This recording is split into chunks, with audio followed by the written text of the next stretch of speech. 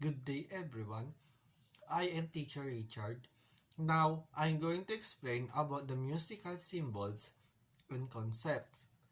Musical symbols are marks and symbols used since about the 13th century in musical notation of musical scores.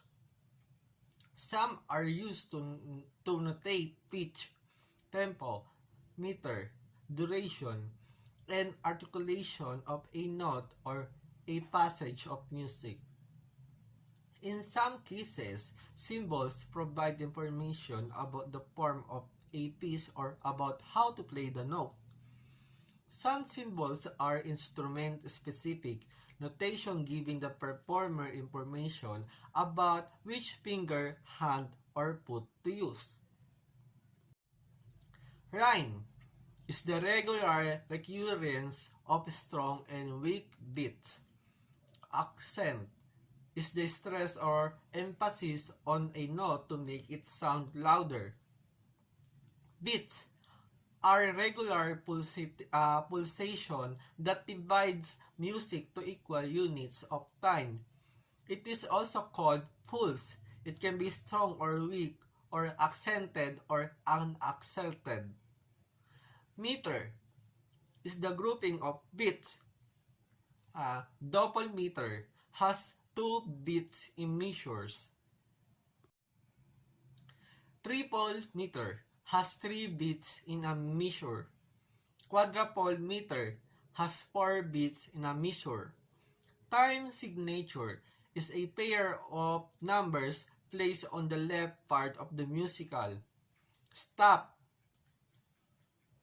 notes is a symbol for sound.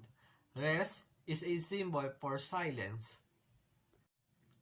Duration refers to the length of time that sound or silence lasts.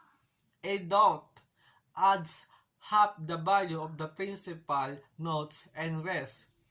The activity that I'm going to do is presenting a short video that no sounds and black and white color only. It must use their critical thinking in order to understand the short film and the essence too. How do you plan to use it in a music class or lesson? It because constructivism is an approach to learning that holds that people actively construct or make their own knowledge, and that reality is determined by the experience of the learners. In elaborating constructivist ideas, state that constructivism believes in personal construction of meaning by that learner through experience, and that meaning is influenced by the interaction of prior knowledge and new events.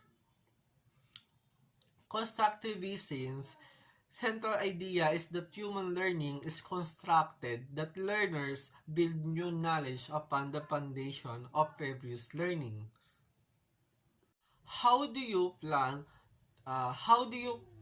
plan to apply it in a musical class and lesson? I will apply it to my lesson, which is the introducing to music instruments by giving them an activity. The name of this activity is Let's Play an Instrument. This activity help them to create their own music sound, like for example an intro sound. It will help them to show their hidden talent when it comes to the music, because I'm going to show a short film, then they're going to explain it. Then they will explore playing this activity because their experience on how to play some instruments. It will inspire them to play a music, because it will make sure that this activity will help them to show their own talents, especially to the music.